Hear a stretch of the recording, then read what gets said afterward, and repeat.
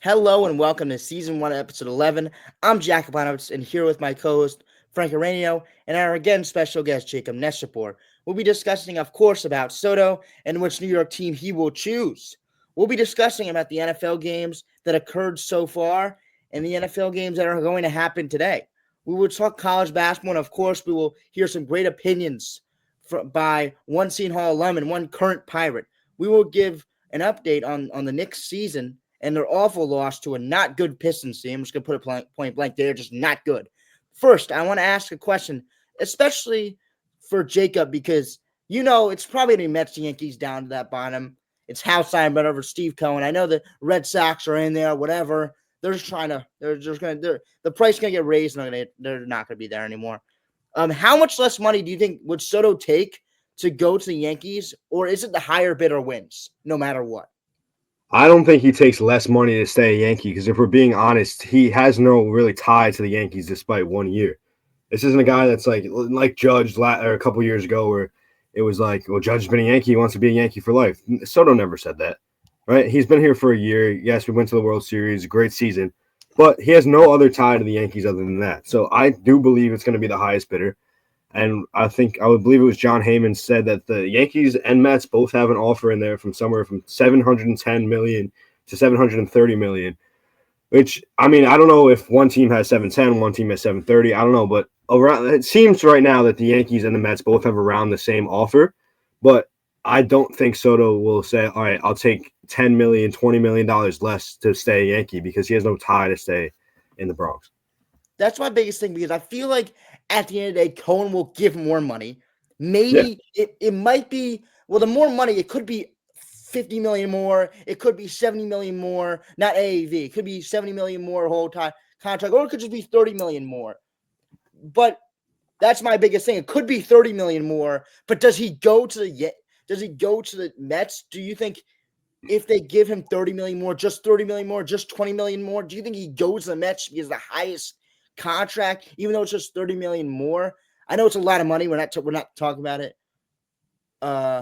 if it's not a lot of money, but I mean, do you think he goes there? I do. I think he goes to whatever that higher number is. Because, like I said, I don't think there's a tie. Obviously, there's not a tie to the Mets because he hasn't played there before. But there's only a year under his skin with the Yankees. That's it. Right? And he hasn't come out and said anything about staying a Yankee. I just want to say this real quick. Juan Soto is all about Juan Soto. And he's no different than most guys. He's going to go wherever he gets the most money. I agree. And I didn't mean 30 million more. I meant 760 versus 730. I don't know if that's I still think he goes to whatever the more money is because, like Frank said, it's wherever he gets the more money, right? That's what it is. It's going to be, the Mets are giving me this. It's all about me and it's all about the money. So if the Mets give me 60 more, why didn't the Yankees give me that?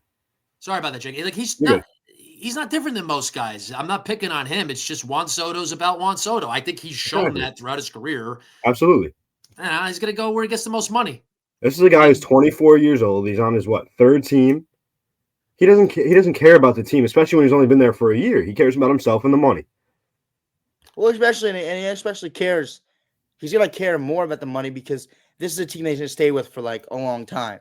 Yeah, because if he takes his money, this is his last contract. Money for the rest of his career.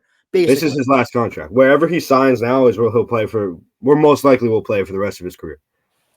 Yeah. So I mean, I that was the biggest thing I just want to see from a Yankees fan because I'm like, people were like, oh, the Yankees could have this over them. But I don't really think so. I think the Mets get a higher offer, he's going to go there. That's my biggest thing here. And the thing is, I don't feel confident about how, going with Cohen and being like, all right, you're going to offer this, I'll bump it up. I feel like Hal is going to tap out at some point. And Cohen won't. He won't.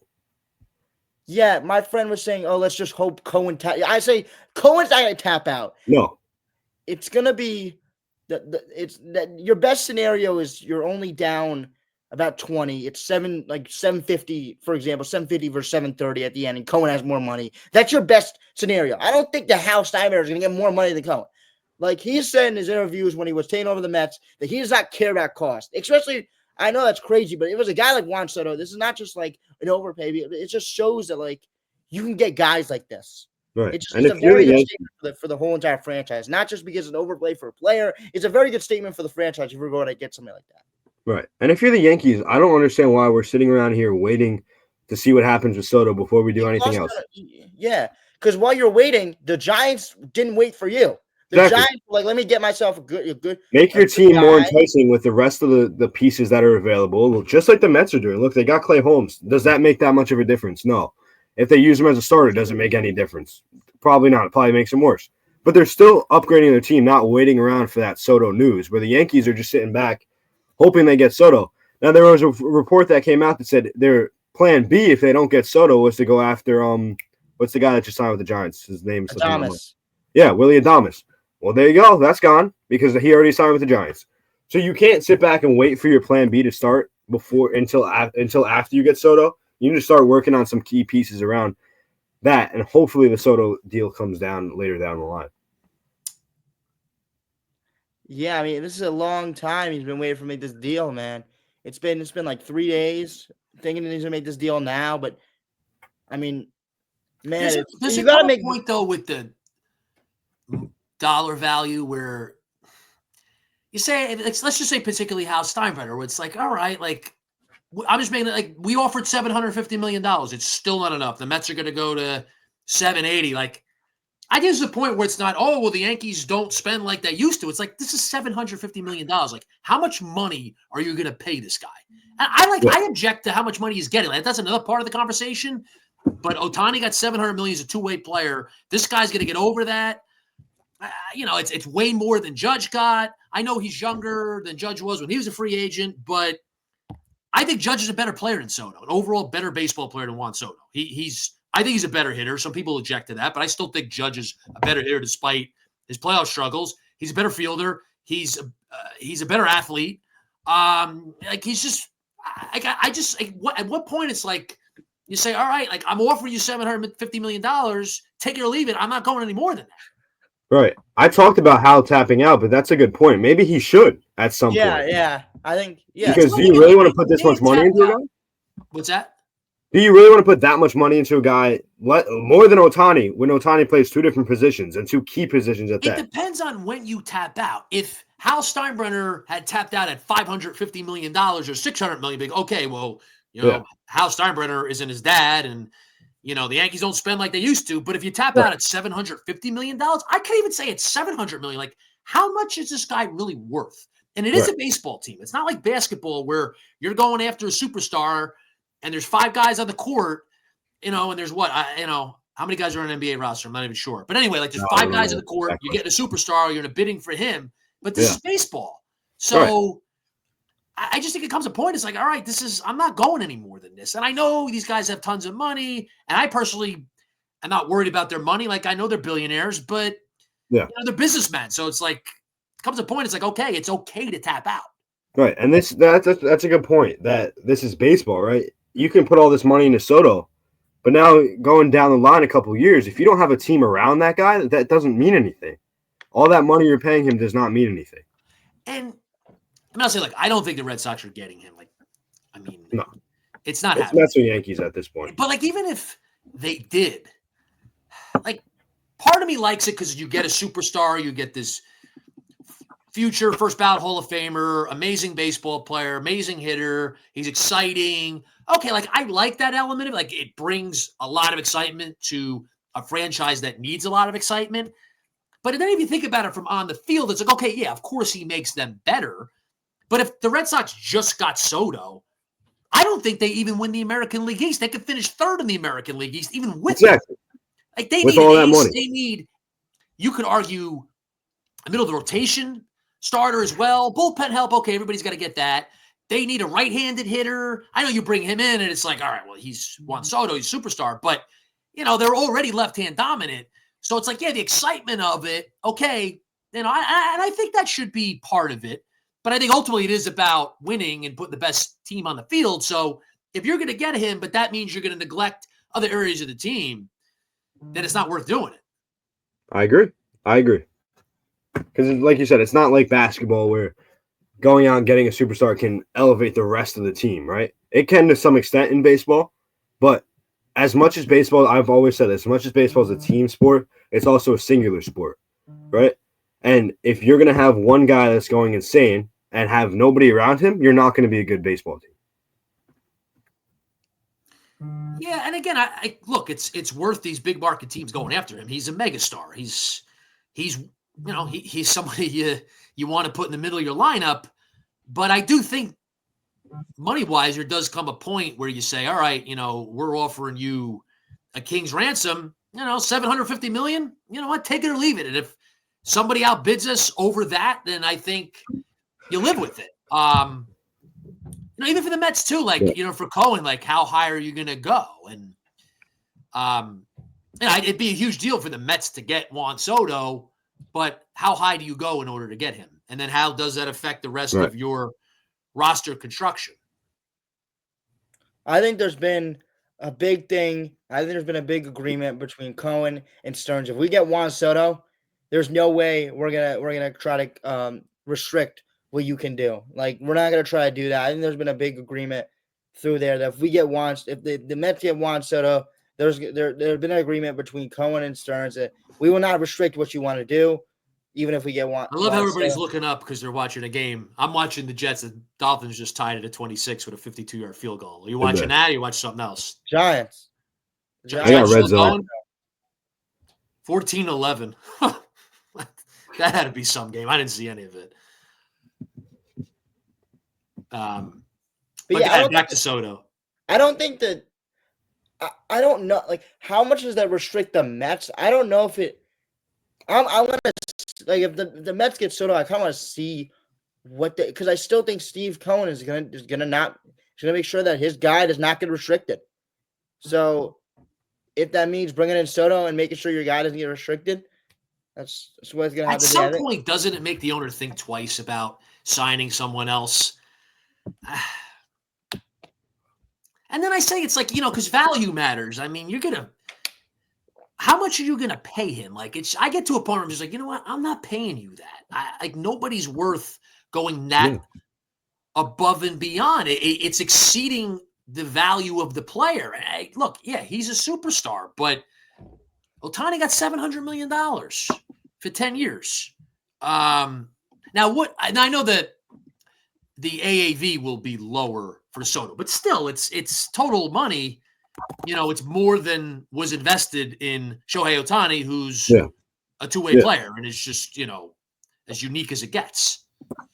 But then again, with Cohen, he has, I don't know his exact net worth, but, it sounds like he's a guy where it's okay, so I spent $800 million on him. I'll still spend, $350 million on an ace, and I'll still sign Pete Alonso, and I'll still do this and that, and it does.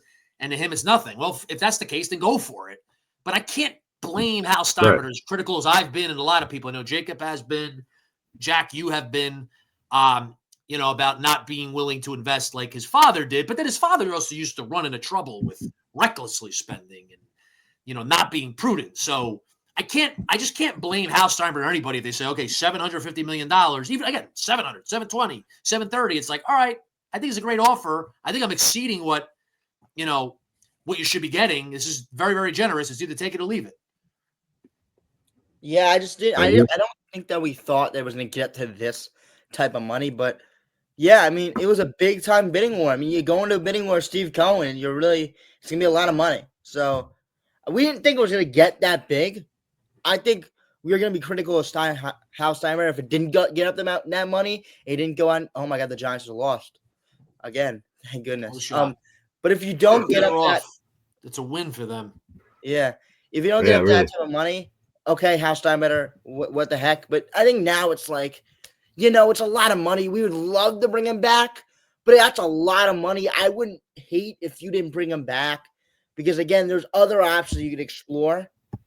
But if you were to take less money and you didn't take that deal, no, Hal Steinbrenner, what the heck? But now it's I wouldn't hate to see him back or not. I don't really care. If you're, I feel like the Mets need him more than the Yankees. Yes, that's what I wanted to bring up. The Yankees don't want him to leave, and they especially don't want him to leave and go to the Mets or the Red Sox.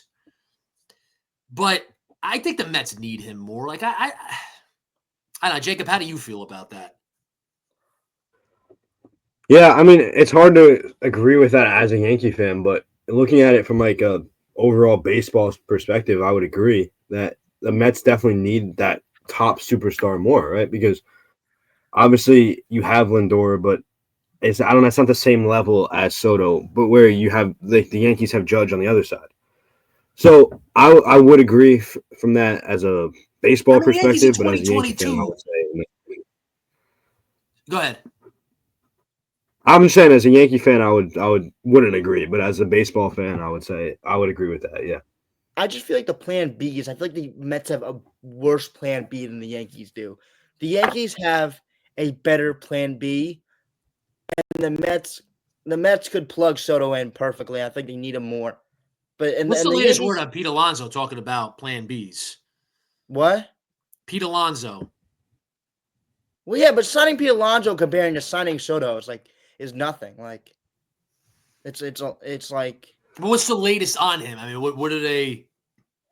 I saw a report. Some guy predicted he'd go to the Washington Nationals. I feel like if the Mets sign Soto, I think he's gonna be gone. But who knows with Steve Cohen? Who knows? Because they're the same agent. Pete Alonso and Juan Soto are the same agent. So who knows? Do they do a double up? I don't He know. could. you That's know. again. I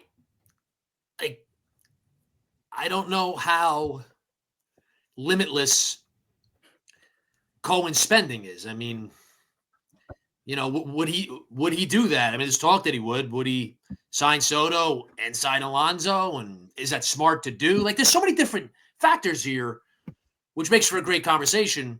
There's a lot of different factors with the whole situation, and for each of the teams involved, they all have their own situation. So, again, I mean, anybody would want Juan Soto. It's just, I mean, how far are you going to go with this? I just don't see what the Mets would do if they don't sign Soto.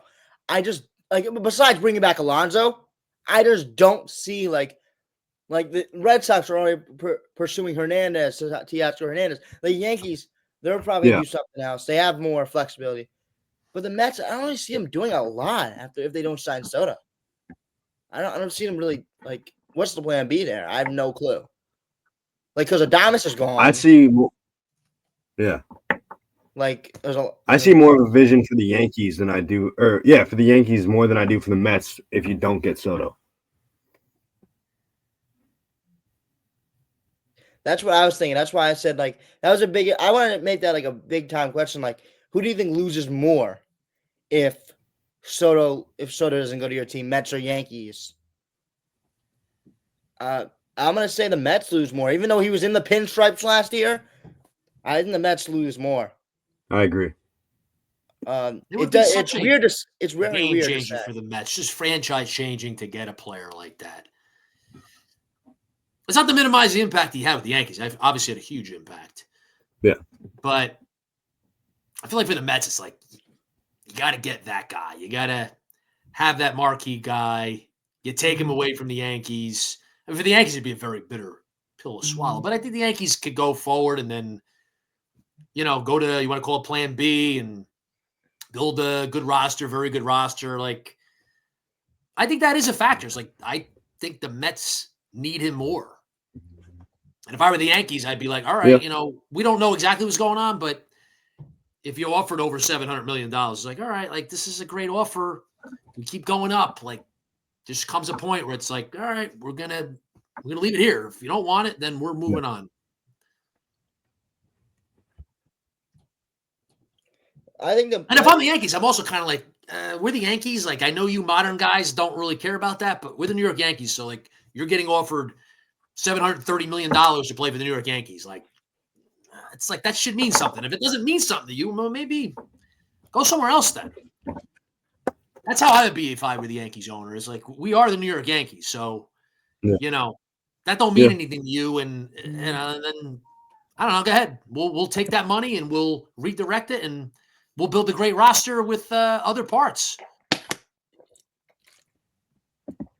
The Yankees just went to the ALCS 2022. They didn't have Juan Soto. They got off to a Yeah. ridiculous start that year. Now the rest of the year wasn't wasn't good. It was mediocre, and then they got bounced in the LCS. But still, like they were there, I still feel like and both teams, this year.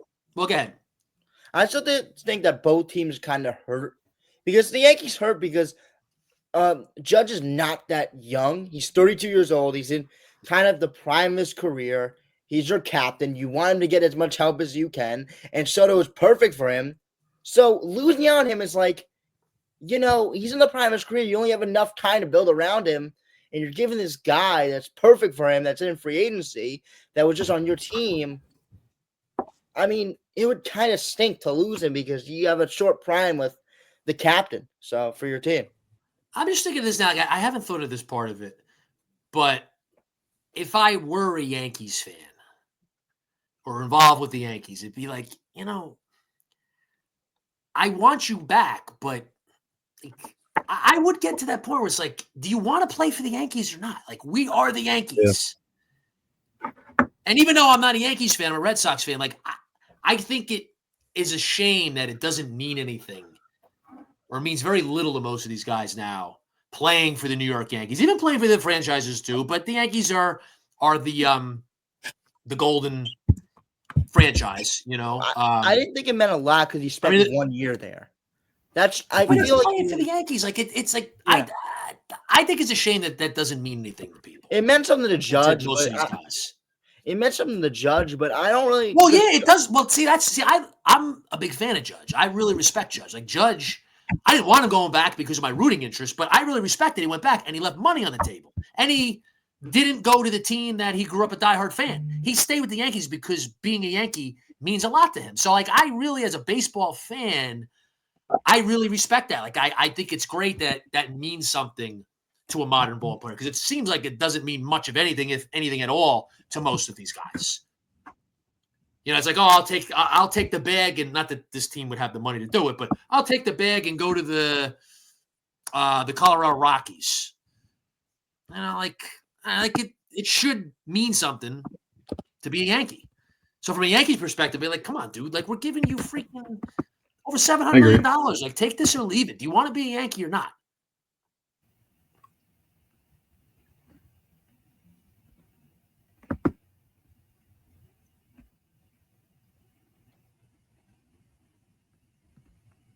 You guys there? Yeah. Yeah. I think like they should for the Yankees. Yeah, I do think the plan B there is better. That's why I think that they don't really need to go crazy over if they don't sign Soto because they don't really have that much money as the Mets do. So if you offer him $700 million and he says, like, I want more, like, what's the point? Like, do you really even want to play here? Like, that's what you said. Like, do you even want to play here? Like, but I think it's different for the Mets. Like, it's the Mets. The Mets have changed their culture, have changed their organization. They're not the same old Mets. Even though they haven't won a championship, it's not the same old Mets. But it's different. To me, again, like, I know it's the old school mindset, but if I'm on the side of the Yankees, I'm a fan, I'm the owner, whoever I am, like, it's just like, it's the Yankees. Do you want to play for the Yankees for $730 million or not? And if you don't, then get lost and we'll go on anyway and we'll still be the Yankees without you. Like, that would be my mentality as the Yankees. If I'm with the Mets, my mentality is different, where it's our organization, our franchise really needs a guy like this. Now, I'd probably have a cap at some point, but the cap would be, with Steve Cohen's money, it'd be higher because it's like the Mets, I think, really need a guy like this. I don't think the Yankees really need Juan Soto. I don't know. Yeah, I know Yankees fans really, really want him back. And I'm sure, if I was a Yankees fan, I'd want him back. But I'd be kind of annoyed by the whole thing. I think because the Yankees have their captain, as much as I like Francisco Lindor and how he is playing up as a captain. They're the Yankees. And I think the Mets they need him more because this was like their first year, like, back. They showed their young guys were good. They made a run, but there's got to be some expectation now. And if you can exceed that with the signing of Juan Soto and you can build on it, that's what the Mets are trying to do. They're trying to build on it, and especially get somebody to pair up with Francisco Lindor because at the end of the day, Pete Alonso hit some big home runs in the playoffs. Hit big home runs. But I think Juan Soto is more consistent. I mean, I know Juan Soto is more consistent. So I just think you need that number 2 guy with Lindor. I know Pete Alonso's good to great, but man, there was some of the season where he just wasn't performing. Like a number 2 superstar almost. Yeah. Rather than I don't think you can really call Pete Alonso a superstar. No. Or like that other top level talent, just like the Yankees would have, like the Yankees had Soto and Judge last year. Yeah, but then you have the surrounding pieces you're trying to build. I mean, you could get Pete Alonso back. He would be a surrounding piece. You bring Jeff McNeil back. You bring Nimmo back. Vientos takes stardom. I just think it would just be a better place. Like it would be a more needy place for something like Soto. It would fit. It would be like, we need this guy. Like that guy. There's an open space for you.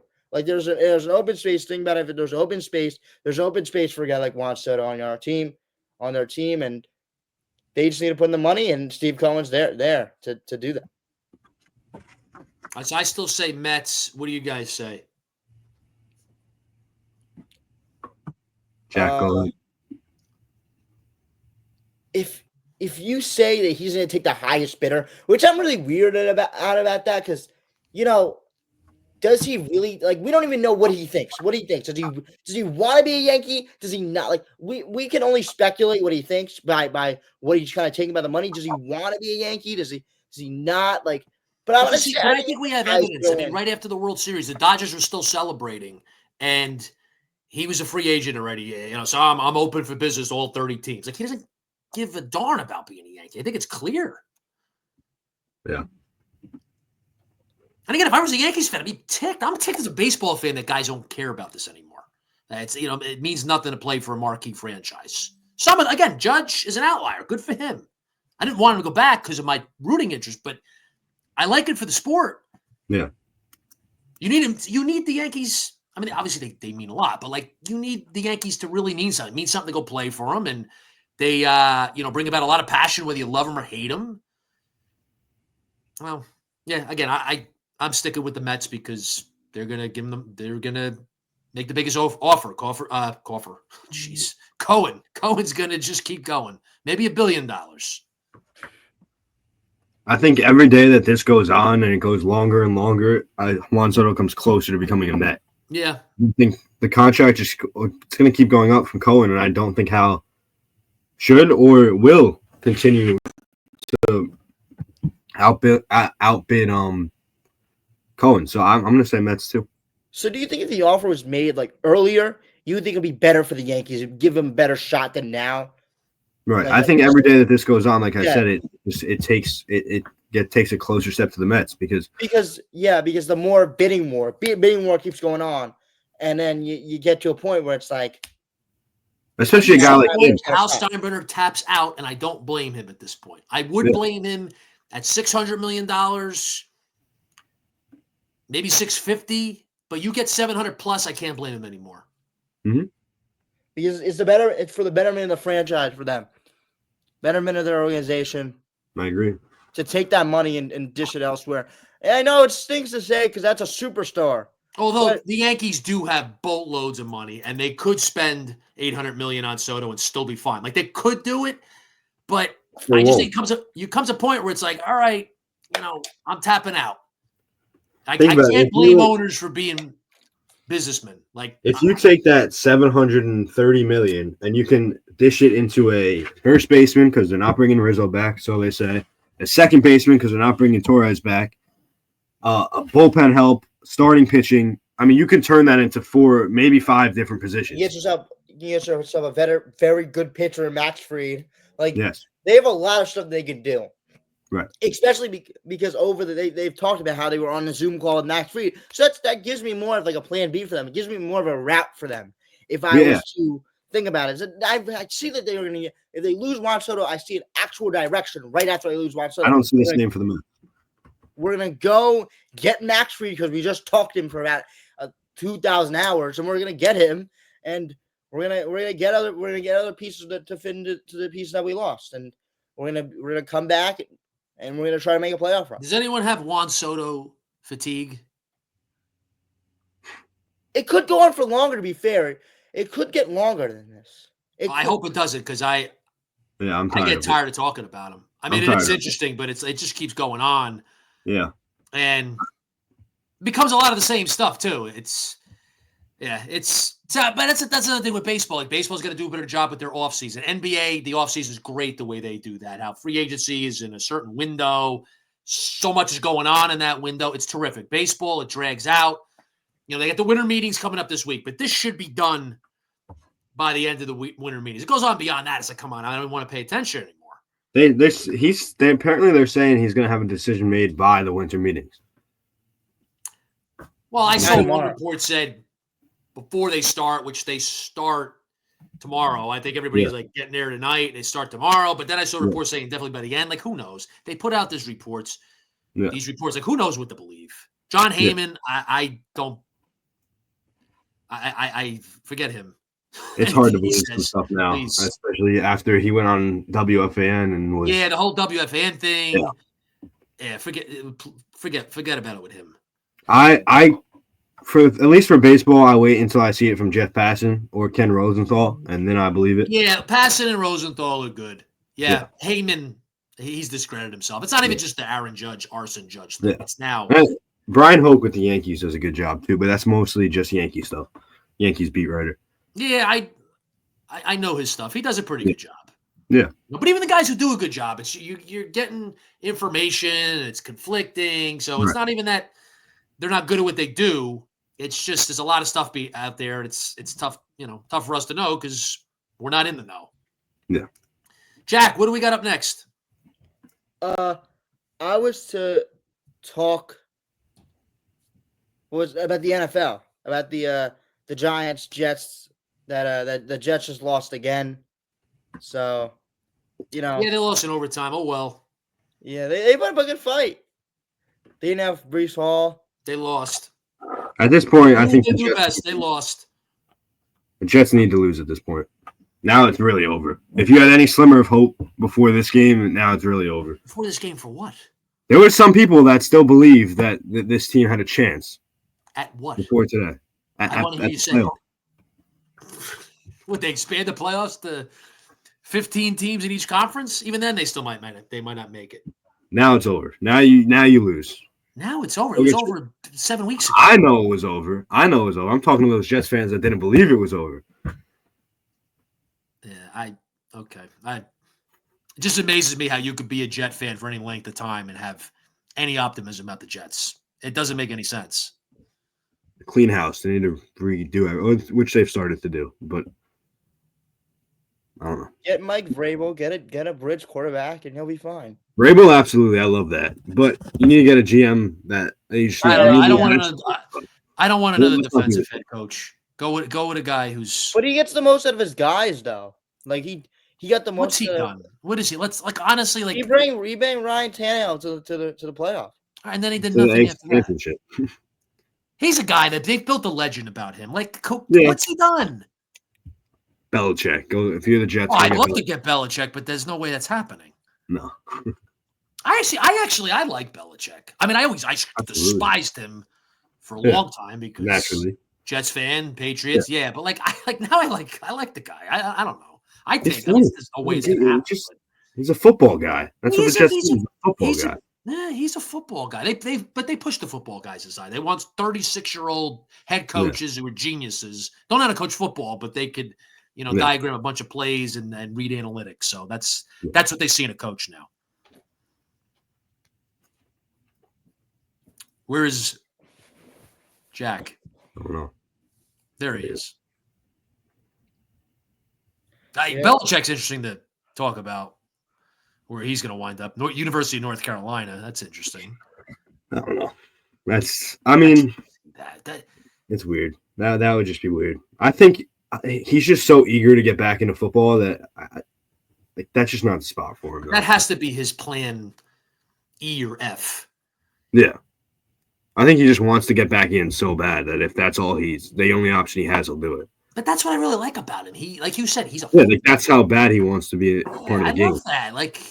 Yeah, he's got the bad parts of him, but like it's like see the good in people. Like there's good there. He's made out to be like this ogre, this monster. He's not. Like, he's arrogant and whatever, but like most of these guys are. He's one of the best coaches ever. He's a football guy. I think the league missed him this year. I think it would have been great if he was coaching a team. But again, they want to go with these 36, 37-year-old head coaches.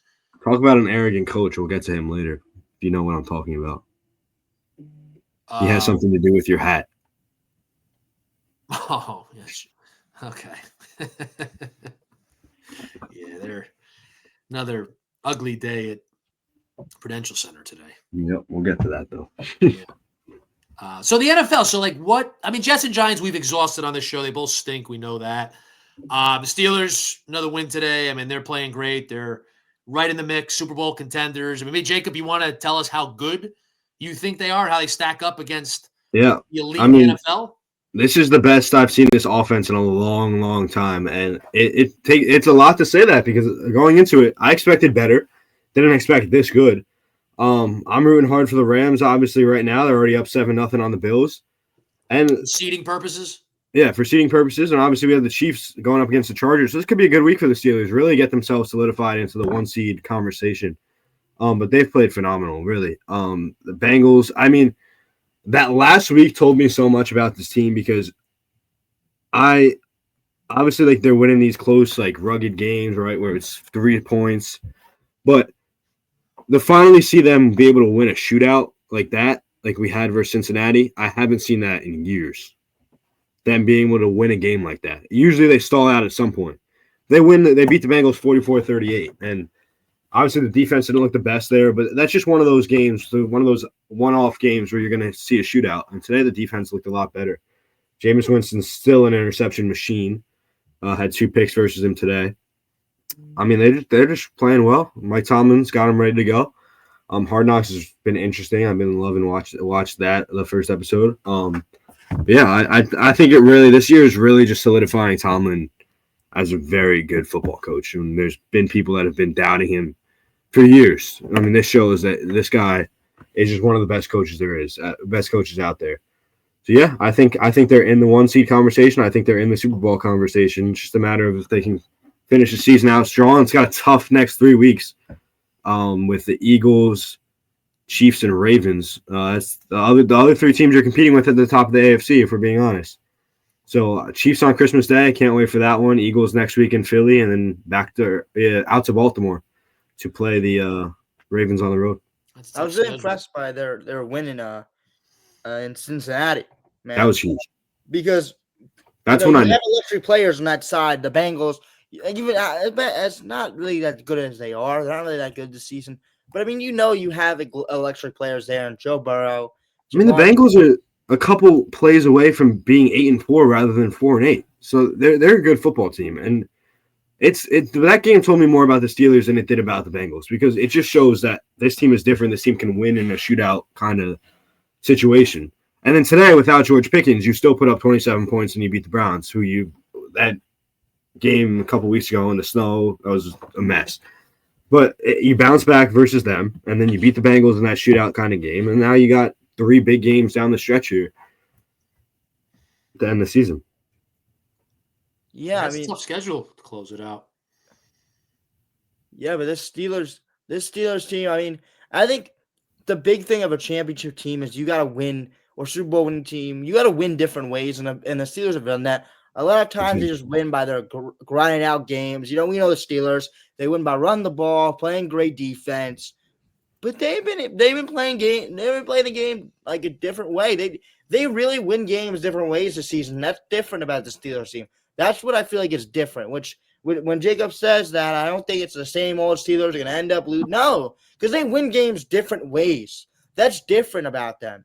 That's what Super Bowl teams do. So that's why I have a big feeling about the Steelers team because their defense is great, but they can also win a shootout. They can also win a grind out game because they've won that for the last 3 years or whatever since they've been the Steelers. So they can win. They can win a lot of ways, and Russell Wilson has been amazing for them.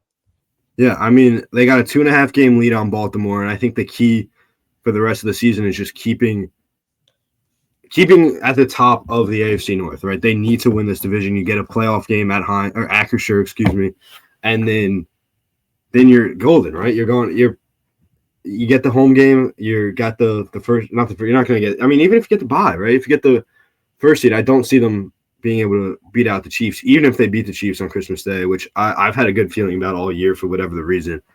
Call it wishful thinking, I don't know, but Chiefs haven't looked phenomenal, let's to say the least. So I think they're much in the number one seed conversation, but if I'm looking at it more, I'm looking at it in a smaller sense, I would say 2, maybe probably 3, with the Bills and the Chiefs being ahead of them.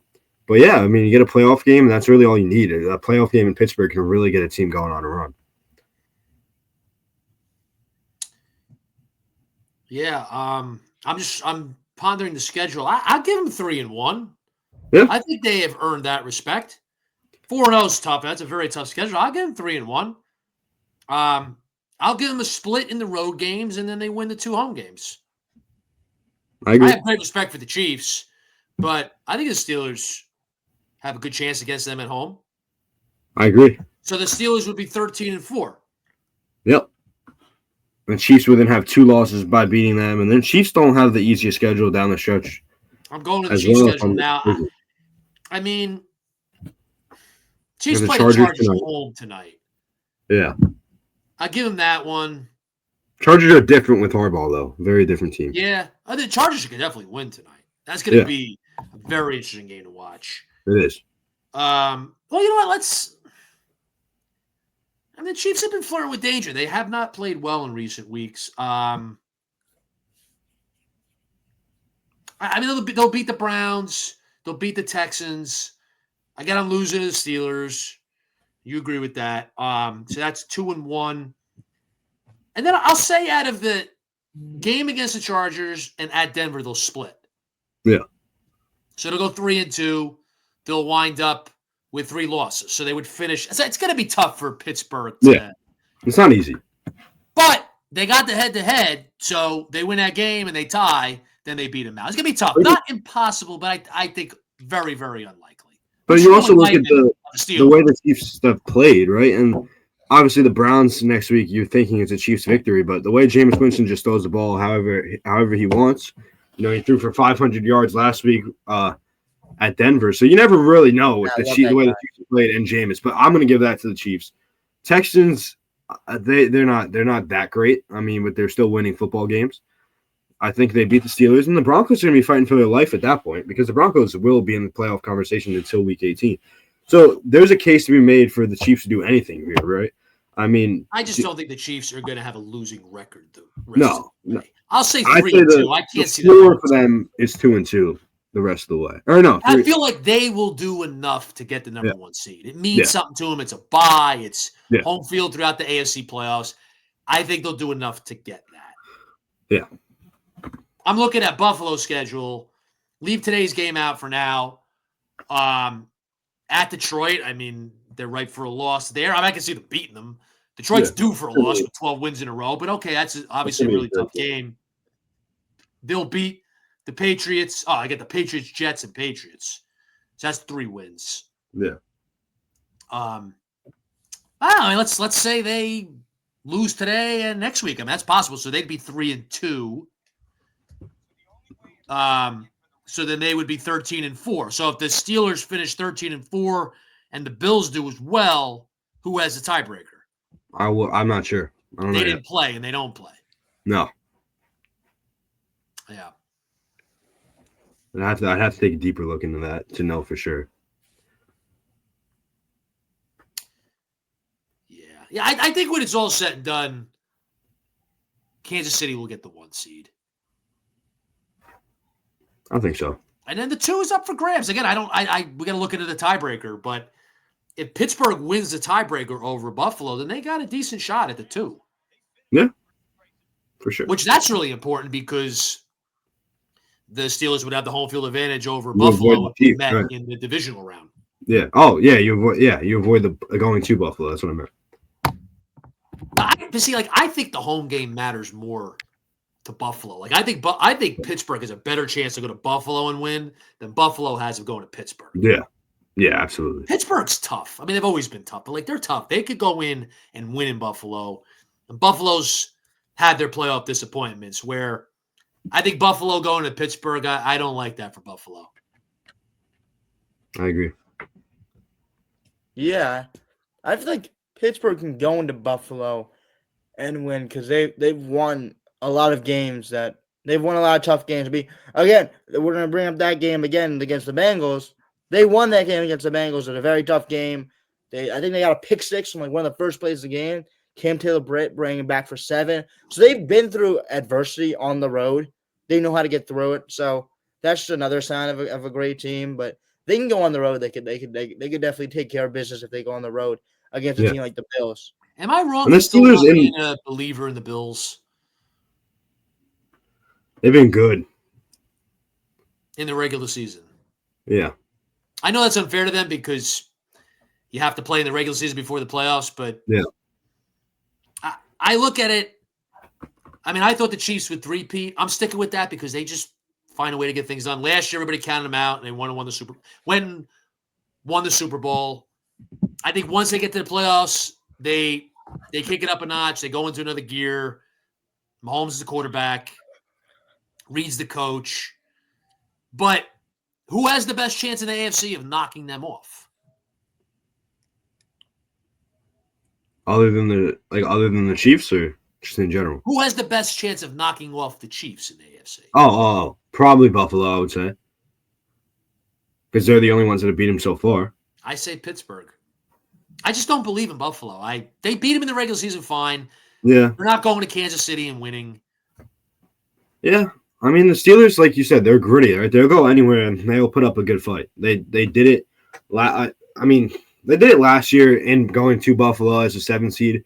I mean, look at the score. It was 31-17. It doesn't look close, but that touchdown came in garbage time. It was 24-17 for most of the game. So that's basically one-score game. The Steelers are much better this year. Yeah, and they're much. That's they what I'm saying. They're They're much much good better. last year. Yeah, they snuck in the playoffs and they went up to Buffalo and played a tough game. And the year before that, they went into Arrowhead and they had the lead for about 10 minutes in that game. Okay, they did score the first touchdown though. I do remember that. I'll never forget it. And then the Chiefs scored on 7 consecutive drives and we lost like 49-7. But yeah, I do think this is a much better Steelers team. I would say the Bills have the best chance of knocking off the Chiefs come playoff time, but Steelers aren't far behind. Yeah, I look at the rest of these teams. I don't know. I mean, Texans, no. Chargers, maybe. We'll see how that goes tonight. Yeah, tonight will be very interesting. Yeah. Ravens, I don't believe in them. I mean, they're going to be on the road too knows? because they're not going to win the division. Yeah. I mean, who knows? Maybe they go to the Super Bowl this year because they're on the road, and who knows how you never know. But the AFC is very wide open, I feel like, with the way the Chiefs have played and the way the Bills have played in the past and in the postseason. I think it's very wide open when it comes to this side. I think on the other side, not so much. Eagles, Lions really stand above everybody else. Do you think this is Lamar Jackson's playoffs or not yet? Because he's proved himself. It will be. Yeah, he's proved but himself. Is there a chance that the year that they're on the road because they've had playoff disappointments at home? A few years back when they were number 1 seed, they lost to the Titans, and then last year they were number 1 seed, lost to the Chiefs in the AFC title game. Like, is there a chance that maybe because this year they're a wild card, they got to go on the road, and people don't think they're going to make a run, and all of a sudden this is the year they make a run? I don't think it's going to happen, but I don't think you could rule that out. That's happened before. Yeah, but Lamar in the playoffs has never been good, and I don't see that changing. Isn't he good enough to have that year where he is good? I guess. Yeah, I mean, he's a great, obviously 2-time MVP, looking like maybe a 3-time MVP. Well, looking like it will be a 3-time MVP because, we don't give it to anybody else other than quarterbacks. But I'm just not a believer because I haven't seen him be good in the playoffs. But I guess there is a chance with how talented he is that there is one of those years where all of a sudden. I'm not a believer either. For some reason, I believe in them more than I do the Bills, which doesn't make any sense. But there's something about them. I just think the Bills, they will choke. they just, to me, they're chokers. I know it's like there's nothing analytical about that. Yeah. It's just the way I see them. Yeah. It's the way They're they play. bad division. They're not battle tested. The division stinks. Well, I think especially with that like wide receiver one being missing, like Amari Cooper has been playing whatever.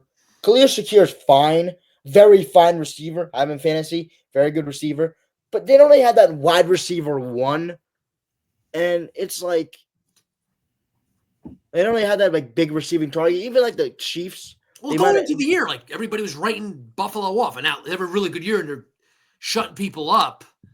But it's not that there was no truth to what people were saying at the beginning of the year about their shortcomings. So do their shortcomings come to fruition in the playoffs? Like I think there's a good chance of that.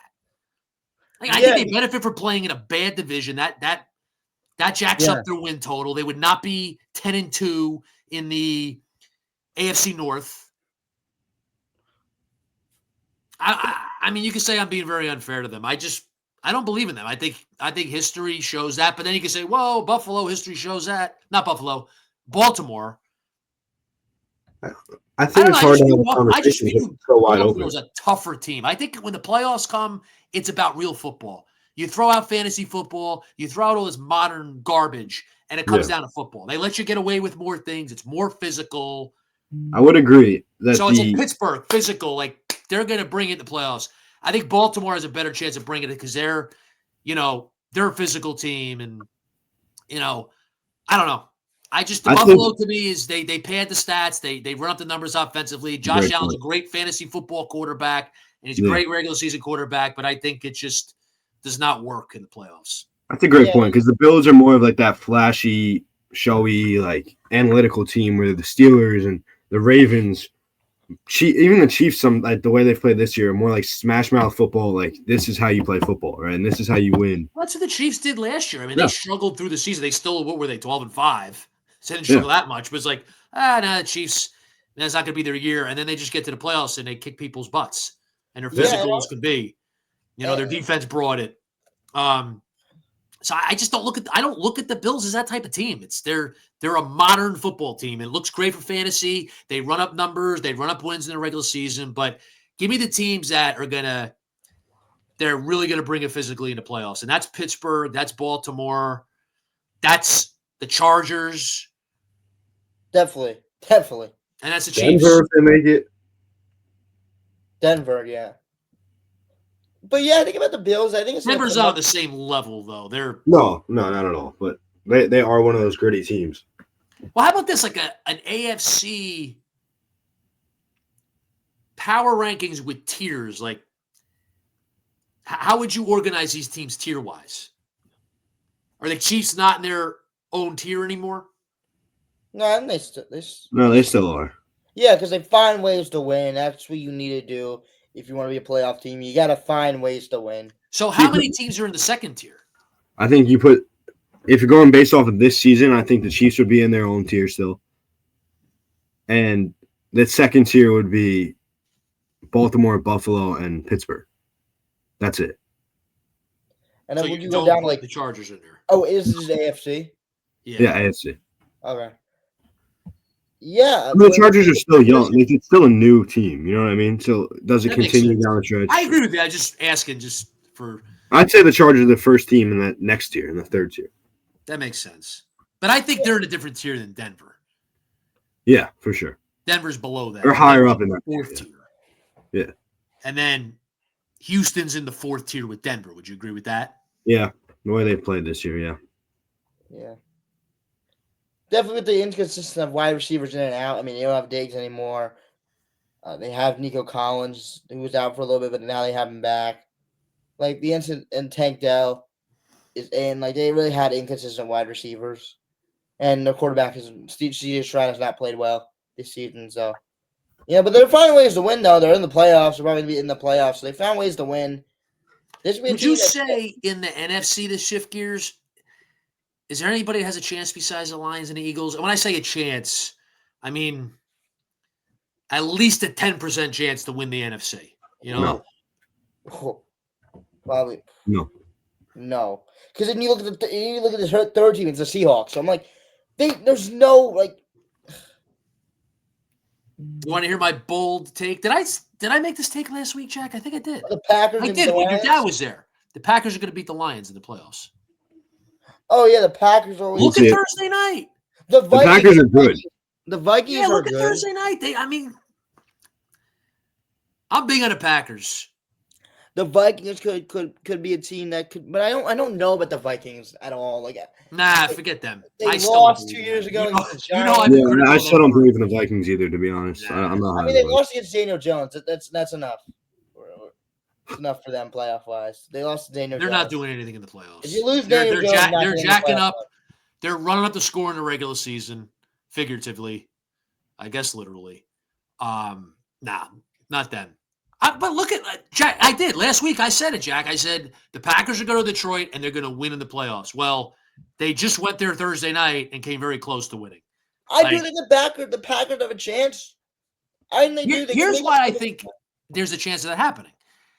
There's going to be so much pressure on Detroit because they were right there last year. What were they up 17 against San Francisco? Yep. And they lost the game. They were right there going to the Super Bowl first time in franchise history.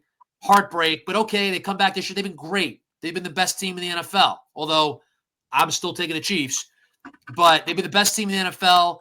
They've been dominant most of the season, most of the games. But then you see it Thursday night. Packers, they're for real. I mean, last year it was going into Dallas and kicking their rear end. I don't put too much into beating Dallas, but still, they went in there with Jordan Love, rookie quarterback, and just smacked the Cowboys. And then out of nowhere, right there with San Francisco in the divisional round, like Packers are ready to roll.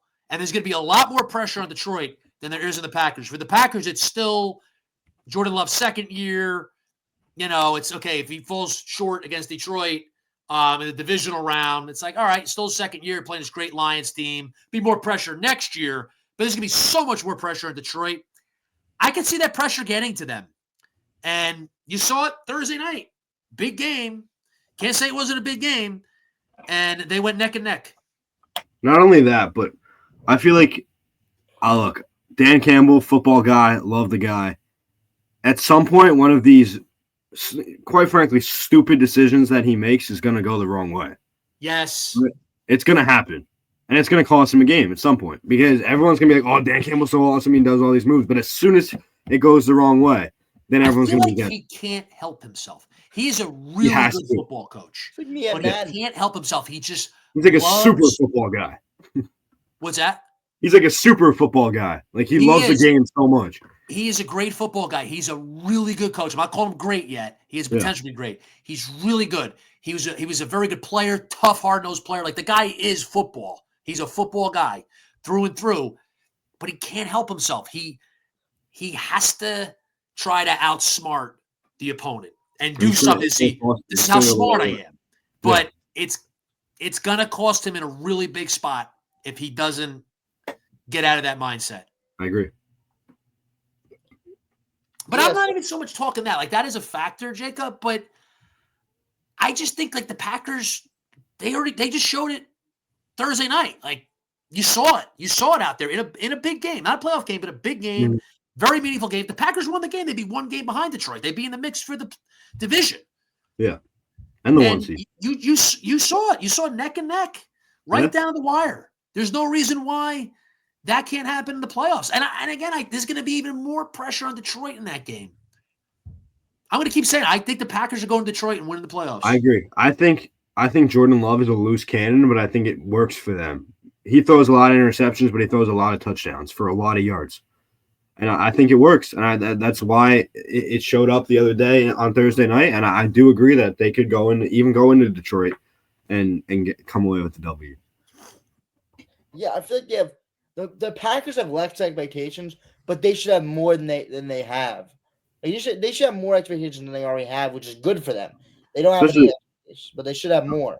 The Lions have already beaten them twice. It's hard to beat a team 3 times, let alone twice in one season. So you have a Packers-Lions game. It's tough, definitely tough for them to beat the Packers for a third time in a row. Yeah, it is tough. I always think that's been overblown, but it is a factor. Yeah. I think it's more so the pressure. And maybe I'm wrong about Detroit. Maybe Detroit is going to really respond to that pressure, and it's not going to phase them. But I think their situation will bring about immense pressure. This franchise has never been to the Super Bowl. They've been a losing franchise for so much of their existence. And last year they were so close and came up short. It's going to be immense pressure. It's not easy to deal with that. I mean, maybe they respond. They may very well respond to the occasion. And they are the favorite, clearly, in NFC. But that Green Bay team, if they go into Detroit, which I think they will, I think that's going to wind up happening. I give them a good chance. Yeah. Yeah, I mean, Jordan Love has shown that he's. I mean, even though it's the Cowboys, it was still a very good win. They came into Dallas. They won a game that even if I knew that Dallas really chokes in the playoffs, but I didn't really expect it at all. I mean, it was really like a team. Well, Out of their nowhere. offensive display. I mean, what Yeah. they did in that game, they just smoked them. Even though it's Dallas, you could downplay, which I will downplay to a degree because it's Dallas, but still, they just absolutely trounced them. Green Bay was so impressive in that game. And then they went neck and neck, toe to toe with San Francisco the next week.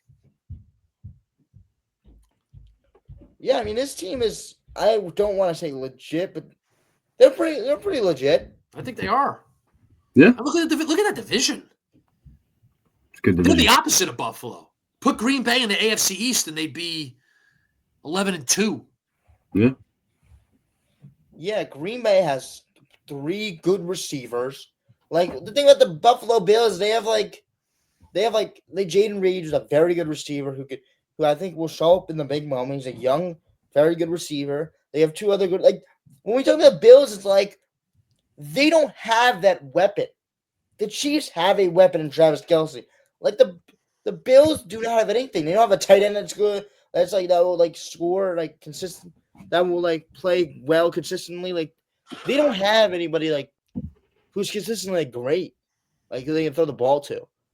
That's my thing about the Bills is they can. I mean, I could be wrong. They could spread it around. The ones out, like Khalil Shakir would get a touchdown there. Then back Holland should come in. Like that could definitely be something that could happen. But I just don't know they have that consistent weapon they can go to for the Bills. What do we got next on the agenda, Jack? Iowa Seton Hall basketball. You can take it away. I don't know what happened. I just typed in Seton Hall. I said they were losing by a lot, so I think that Get used to it. It's very ugly. It's very Understatement. bad situation right now. Team's bad. Offensively, they're horrific. No point guard, which makes no sense for a Shaheen Holloway team. He was a great point guard. They don't have a point guard. They can't handle the ball. A friend of mine said to me today, they can't dribble, they can't shoot, they can't pass. The defense isn't good anymore. I mean, they're supposed to be a really good defensive team. It was good for the first couple of weeks, and then, Yeah, early on you thought, well, they'll play tough defense, they'll keep them in games, and now it's like they don't play good defense. I mean, Today was a terrible defensive showing. Don't be deceived by the final score. That game was over at 12:10 p.m. The game tipped a little after 12. It was over at 12:10 p.m. So I was going to say halftime, but 12:10 it was over. Yeah. Huh? It was over very early. So the run they made at the end really was not a run. It meant absolutely nothing. It's a very bad situation. And it's more about the long term. Like you look at the roster this year, you look at the situation, it's going to be a long year. You hope they get better. I've been of the mentality that they'll get better. I like a lot about Shaheen. He is a defensive-minded coach, and I do think he gets a lot out of the players. So I think he will get a lot out of the players. Does he stick around? What's that? Does he stick around? Well, I mean, with what they look like now, I mean, he's not going to be a hot commodity with the way things are looking. I mean, he was a hot commodity after last season, and Louisville wanted him. But I mean, what's it going to look like after this season? I mean, look, he's still a hot commodity as of this moment. But if at the end of this year, they go 10-22, like I said to my father, at the end of the game because they're 5-5, and I hate to say it, but barring a semi-miracle, they're going to lose to Rutgers, so they'll be 5-6. And if they go 5-15 in the Big East, that's 10-21. Say you lose in the first round of the Big East tournament, you're 10-22 for the year. That's 5 wins in the Big East. I don't know if there are 5 wins there. I don't either. But regardless, you want to be nice and say 5. You took about a 10-22 season. I mean, who's going to want to hire a coach that coached a 10-22 team? Right. I'm not giving up on Shaheen. Like, there's a lot of things about him that I think are good. Yeah. It's a very tough spot. I mean, this roster is not good. It's not anywhere near Big East standard. You could talk all you want about NIL and money and the transfer portal, and I think it's a terrible situation in college sports.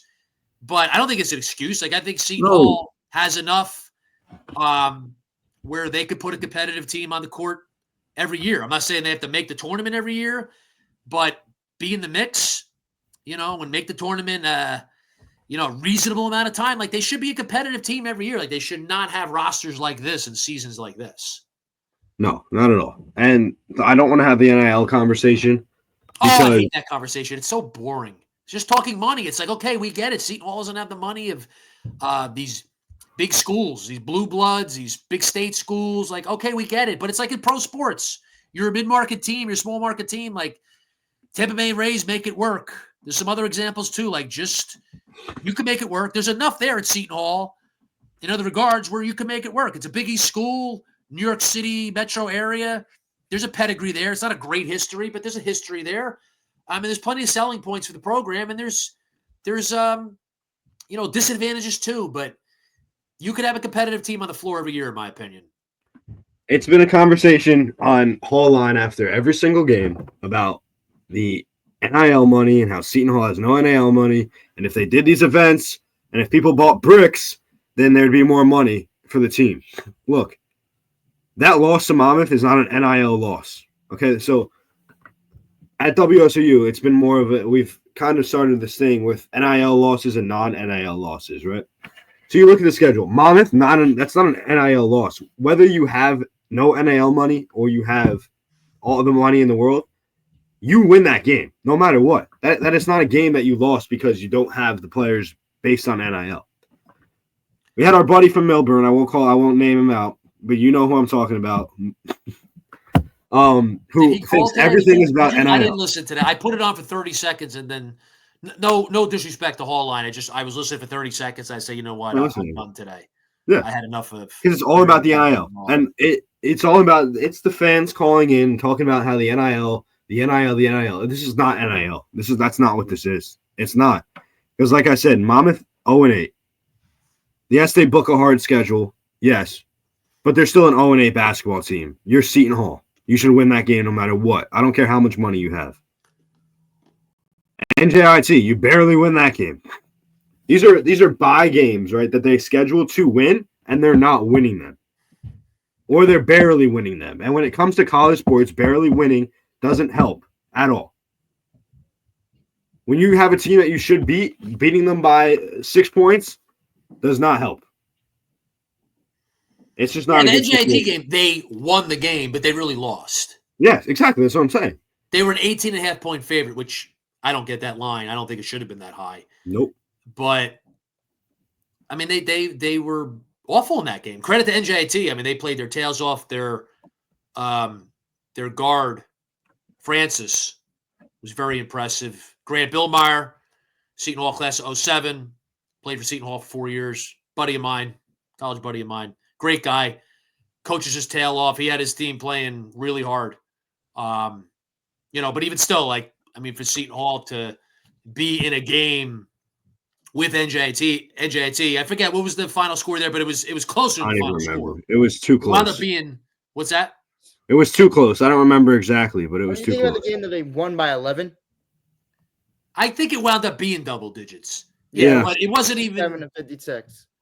It wasn't that big a disparity the game. Like, it was a closer game than that. Yeah. Which is a major indictment of Seton Hall. Exactly. But and you want to talk about people want to talk about NIL money, but DePaul has less NIL money than we do, and they're sitting at 7-1 right now. So it's not about all about the NIL. That's not the be all end all. It's not at all. But it's not. It obviously matters. It's Seton huge, Hall but has it's not everything. It's not everything. I mean, it matters a lot. It does. But Seton Hall could still be a competitive basketball team every year.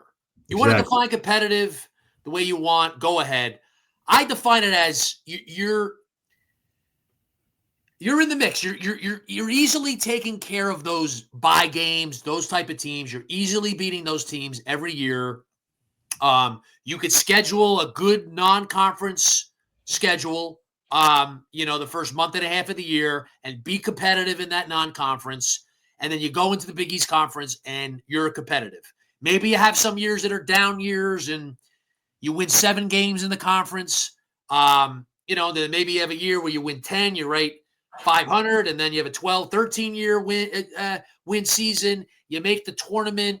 I mean, I'd love to make it more times than not, but I don't know. You want to say half the seasons, a third of the seasons, but like you're competitive. You're knocking on the door to get a tournament bid. I will say this about NIL. I had hopes as a Seton Hall fan that they could get to an elite level. So even when they were under Willard and Willard was making the tournament every year, it's like, all right, when can Willard take them to that next level or a couple more levels where they're elite, where now, they're in the mix for the Sweet 16, and maybe they get to a point where they're in the mix for that level every single year and they're winning 25-plus games. Like, I thought there's a chance to get to that level. Seton Hall has done it before a long time ago, but they've done it. But then with Willard, it became the point, okay, good coach. It's time to move on. It worked out well. He went to Maryland. Shaheen comes in. But then you get in this NIL era and the way things are now and the transfer portal. And I say, well, to be elite, I don't know that could happen. Like, that's where NIL comes in and it restricts a program like Seton Hall. Like, how the heck are they going to be elite? But forget about elite. Like, let's just be competitive. Like, a year like last year, which they should have made the tournament, but they didn't. They won the NIT. That was a very competitive, solid basketball season. So if you have a year like that pretty much every year, and some of them result in NCAA tournament bids, well, sign me up. But yeah, it's not going to be easy, but it is possible. And you got to have a creative plan and a smart plan with NIL. You got to be good in the portal. You just got to figure it out. Like, you brought Shaheen in to be the guy, and he should be able to construct a competitive roster every year. And they should be able to come with a plan with the money to try to help the situation as much as they can. You're not going to be, you're not going to have near the money as some of these other big programs, but all these things together, like you should be able to make it work when you're a competitive team. I don't think there's any excuse for ever having a team like they do this year or going into like a dark age of Seton Hall basketball where they have a stretch where they're this bad for, multiple or several years. I hope that doesn't happen. I'm not saying it is. Yeah. I think they could turn it around, but I think it'd be foolish or naive to say that they're not in danger of that. Like, that could happen if they don't get creative and they don't get smart. Yeah, they're going to have to, right? The NIL situation you're in is the situation you're in, and you got to work with what you got, right? And you can't sit back and cry about it, right? You just got to go with what you got. And this is not the good product. This is not, you need to do more, right? Yeah, I think this year matters. Like, we're talking long-term stuff mostly, and it is more about the long-term, but you need to get the most out of this team. I don't know what that is. Like, that is probably not much, but you can't mail it in this season. No. Like, I was starting to think today, I'm like, oh, they might mail it in. This team may quit on Shaheen because it looked like during this game, like, there were points where I'm like, I wonder if they've mailed it in. Like, you can't read people's minds. You don't know for sure. I didn't really see guys dogging it, except, well, I'd say this. There were a few times they get back on defense. But to their credit, even though I thought the end of the game meant nothing, it did mean something in the sense that at least they didn't quit. It's not a high bar, but they can't afford that. They can't afford where the team quits on Shaheen and mails it in and says, you know what, we're going to leave it at the end of the year. We're throwing a towel, and then it becomes a total disaster of the season. And then, how are you going to sell people on the program at that point? So it's important that Shaheen keeps this team engaged, right? And they get as much as they can out of this roster, whatever that may be. Right. You need to dial it in. You can't have another Kadari Richmond situation where your star leaves after the season. You can't have that happen again. That's a banned word on campus. We don't even speak that name. But Here I will. You can't have this situation again end of the year. Like you're right. Shaw needs to keep them dialed in. Needs to keep Chauncey Jenkins around. Oh no, I don't know about that because he might be done after this. But you need to keep the core. You need to keep the guys around it and build on what you have. Inside information. Yeah.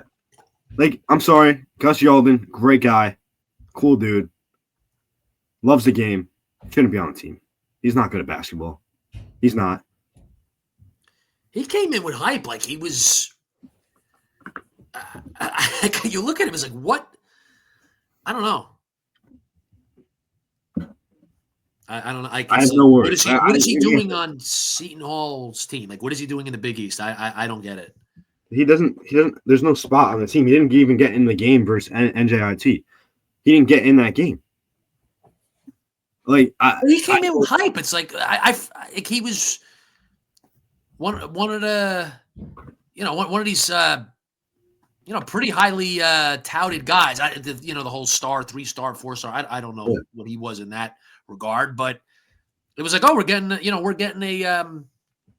a difference maker here. Somebody who's gonna, be a big part of the roster. And it's like, I don't know why the guy's on the roster. Yeah.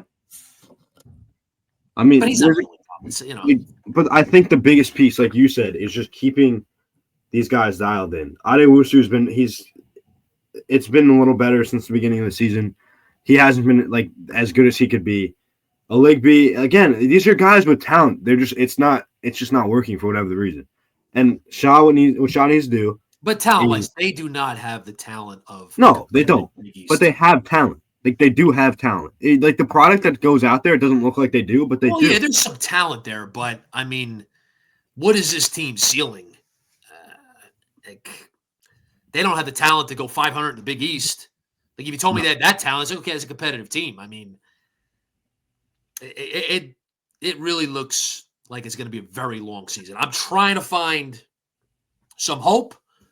But like the defense is really concerning. It's beginning of the year, they're playing very good defense, but they were, doing against some lesser teams who they lost to. Yeah. But like, if you're not going to play that staple Shaheen Holloway defense, like how are you going to win any games?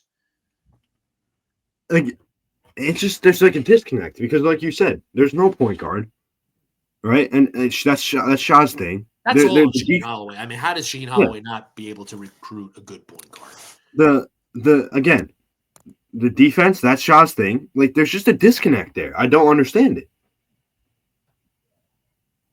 Back to keeping it together and keeping these guys dialed in. I think Isaiah Coleman is like the piece, like to keep. You need to make sure you keep that guy, right? Because he's only a sophomore.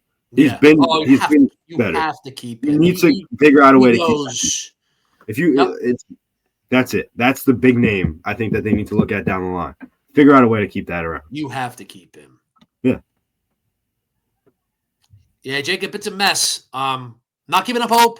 I still believe in Shaheen Holloway. I think he has to change some things. I think attitude-wise, he's got to change. He is tough to take when they lose. He's one of those guys, the team's losing, he's tough to take. Oh, yeah. When they're winning, he's a guy you love. Yeah. But I think he's got to be better. Even like he was really on Dual today. Like Dual is not that good. He's just not that good. But he's like all over this guy in the court. He's coming out, yelling at him, berating him in front of the entire place. Like, you do that at practice. I don't like that. And I like old school stuff to a degree, but I don't like that. You're gonna lose a guy. And I don't see Dual, like, is he dogging it? I don't see that. Maybe I'm missing something. And there were some times they didn't get back on defense today. I don't think that was them mailing it in. You lose focus. Should not happen. But anyway, I still do believe in Shaheen. I'm not giving up on him. I don't think most fans are giving up on him. He deserves criticism. Not perfect, though. He's not perfect. He does a lot of criticism right now. Good. And he seems like miserable. Like you said, he's hard to take when they're losing. He's just seeing it from a perspective as a student. I have season tickets. I see him every game.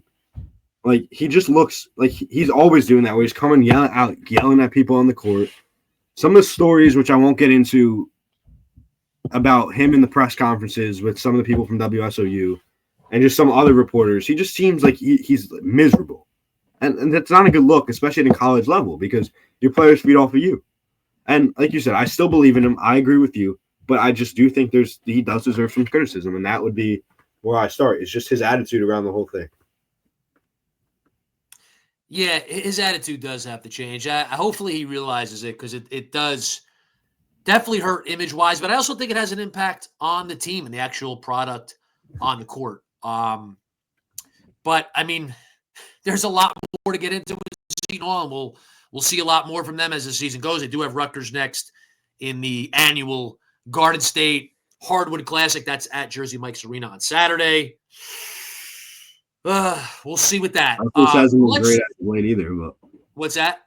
I said Rutgers hasn't been great as of late either. Rutgers should really take it to Seton Hall. I mean, think? On paper, I mean, with Bailey and Harper, I mean, they're much better. They should really crush the Hall. Hopefully, the Hall at least get the defense in order. Like, go out there, play a great defensive game, and bring it to them. Play a competitive game. I mean, look, I think it would take a semi-miracle to beat them, but you never know. So we shall see what happens on Saturday. Jack, come back to us. I'm going to be quiet now, and just listen. Want to talk about your Knicks in the NBA? Fill us in. I know the Knicks lost to the Pistons. So where are they at? Yeah, I mean, the Knicks lost to the Pistons in a game that I didn't think they could lose. I honestly didn't. I thought they were going to come back in this game. They're going to let them win. I mean, let them get their first few quarters in where they're scoring the ball very well, and the Knicks would come back eventually. But this team really just didn't come out to play. The defending of the three, the transition defense, just everything. It just didn't look like it was there defensively. I mean, in the NBA, it's different because teams can make threes in the game. It's like whatever. Like they shot 50% of their threes. The game was an anomaly. But man, this Knicks team has not played good defensively at three, which I do think is an anomaly. Like the Pistons should not be shooting 50% from three. But the other side of that, the Knicks should be contesting the three ball better, and they should be getting back in transition better. They should be not allowing transition points as frequently as they do, because teams will get out in transition. There's teams in your conference that obviously get in transition.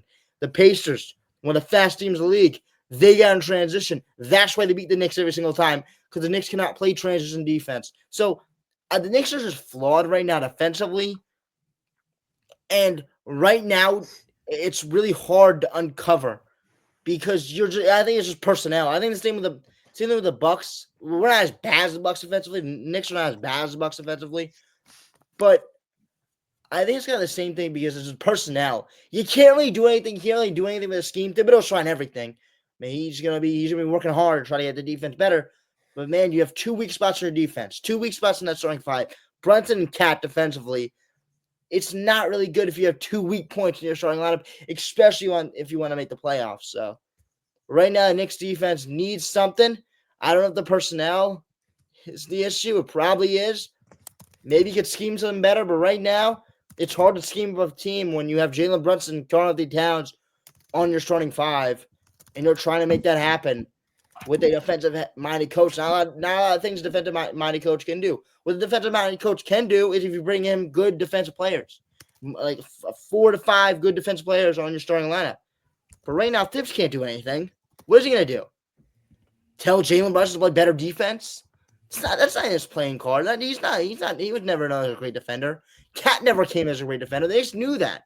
The Knicks knew they were going to get great offense. They were going to get improved offense over Isaiah Hartenstein.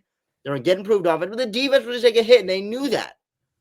So I don't understand why people are going crazy right now. You understood that this team defensively was not going to be good. But let's just see if this team can get something, get a spark.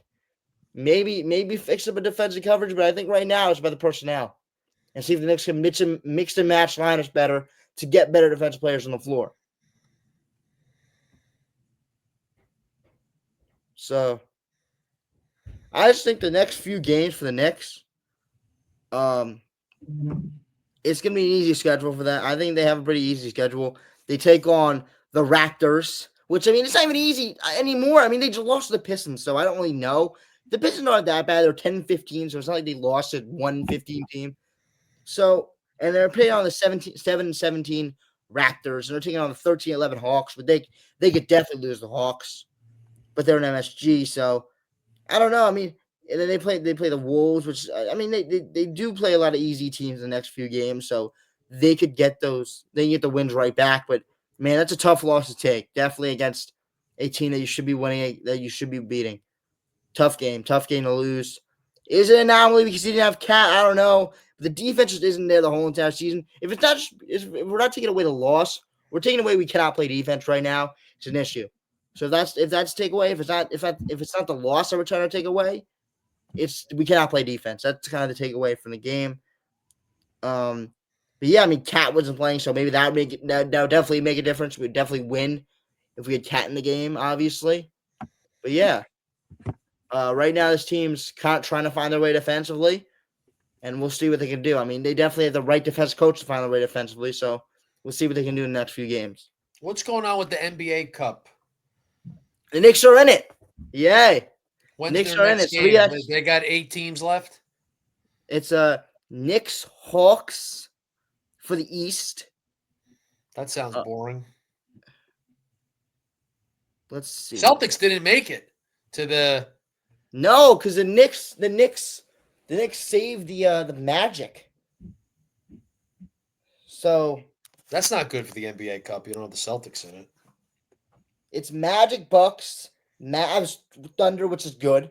That's good, yeah. You have Hawks, Knicks, and Warriors, Rockets. Oh, LeBron's not back in it to defend his title. No, he's not in to defend his title. The team's not really that good at all. The team's really bad. Some kid asked me at school like a week ago. He said, "Mr. Ranio," came in the hallway. "Mr. Ranio, who's better, Kobe or LeBron?" I said without hesitation, Kobe. I mean it too. I don't know about that. Yeah, LeBron could have his NBA Cup. Do they count? Do the LeBron people count that as a title? He has 5 titles. It is the first one though. That was definitely one of the things last season that people were chasing. Like maybe the cup can be named after LeBron. Who knows? I think it is a thing. It definitely is a thing. I mean, you want to win the first thing. You want to win the first NBA Cup, but at the end of the day, it's not really compared to stuff that he does have, like the championships and stuff like that. Isn't that big of a thing for him? But yeah, I mean, yeah, it's better. It's nice to win. Okay, so you won, but I don't think it means too much for the career resume. But yeah, I mean, I think it's. I mean, I don't know if not having the Celtics in is that bad because you want to see different teams. Definitely, different teams make runs. We don't want to see Celtics win the cup in the NBA Finals. That would stink. That'd be really bad. The games are more interesting if you have the Celtics in it. You have the big time teams in it. Yeah, because the whole idea is to get people to watch. I mean, I'm not tuning in to watch the Hawks or the Magic. I'll tune in and watch the Celtics. I'll tune in and watch the Lakers. Like I was, taking a jab at LeBron, but it's more interesting if he's in it. Yeah, I mean, I think it is. I think that's obviously the Magic have two of their top players out in Franz Wagner and Paolo Banchero, so we'll be a Knicks first. It'll be the Bucks will make the NBA Cup Finals. No, they won't make the NBA Yeah, watch Cup them go win it. They'll do nothing in the playoffs. They'll be out in the first round again, but they'll go win the NBA Cup, the Milwaukee Bucks. And man, the Knicks, man, they could beat them. But yeah, I do think it's definitely different. I mean, who knows? The Bucks could win it. It could spark them for the rest of the season. I mean, they had a very lousy start. They picked it up by winning easy games. I said in my last Think of Time video, I don't even want to hear it. That's Bucks. Okay, they won a few games. Congratulations. They're now 11-11. Like, great. We didn't think it would be 4-11 the whole entire season. We didn't think it would be under 500 the whole entire season. No one thought that. You're beating the Wizards. You're beating the Pistons, which I mean they brought in Doc Rivers, all as well. Well, yeah. Oh, they beat the Pistons, so I mean, good for them. We didn't beat them, but the Knicks didn't beat them. So I mean, they've won some very easy games. I mean, we could break them down. How many games? What were the games they won when they started winning? I mean, they started winning against the Rockets. They won a bit. They barely beat the Rockets. Then they beat the Pacers. But the Pacers are something wrong with the Pacers right now. Tyrese Halliburton's playing well. They're 10-14. Not really good. They beat the Hornets. Congratulations. You beat the Heat. The Heat are spiraling. You beat the Wizards. You beat the Pistons. I can't say anything about that right now because the Knicks just lost to the Pistons. But at the end of the day, the Pistons are the Pistons.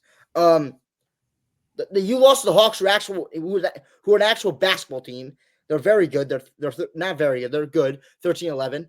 They're a good basketball team. You lost to them because they're good. And then you lose, and then you lose the Celtics, and then now you're in a dogfight with the Nets. So this team is not really that good. They've won their games against the Wizards and the Pistons, but they aren't that good. They're getting very lucky with the games they're playing, but I think once they play the Cavs, once they play the Nets, or even they could definitely be losing those games. So let's go to our last topic, and then very quick final thoughts if you have them. College football playoff. What's the big stories there? They got it right. They got it right this year. Thank God. No Alabama. Last year was a mess. I mean, the big conversation going into it was SMU or Alabama. And I just had a gut feeling. I knew it was going to be Alabama because this committee loves Alabama. And it's Alabama. But no, they went with SMU, which was the right decision. I do just have a couple things when it comes to SMU situation where you almost felt like they had a better chance of making the playoff if they didn't play in their conference championship, which is ridiculous. But the way that they lost helped last night, right? Losing to Clemson on the last second field goal, it helped rather than getting blown out like they were earlier on in the game. Because if they get blown out, this is Alabama all the way. No questions asked. But they stormed back in the second half, and they made it a tie game where they lost by last second field goal.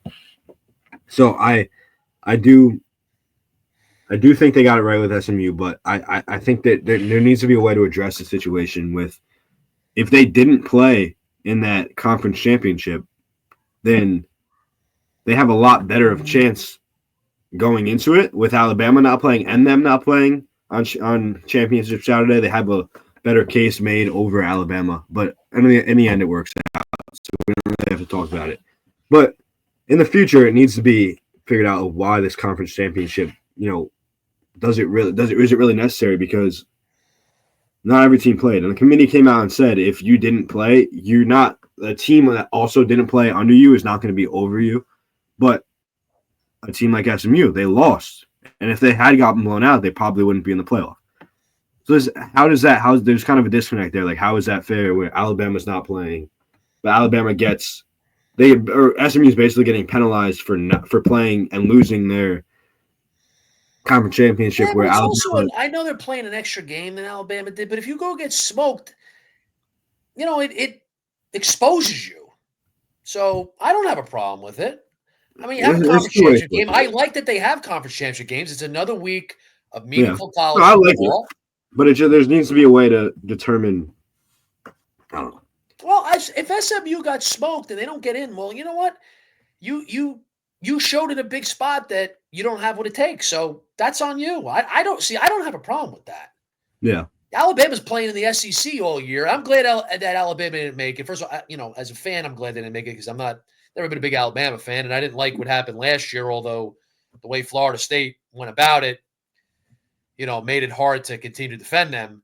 But Alabama, again, they're playing the SEC.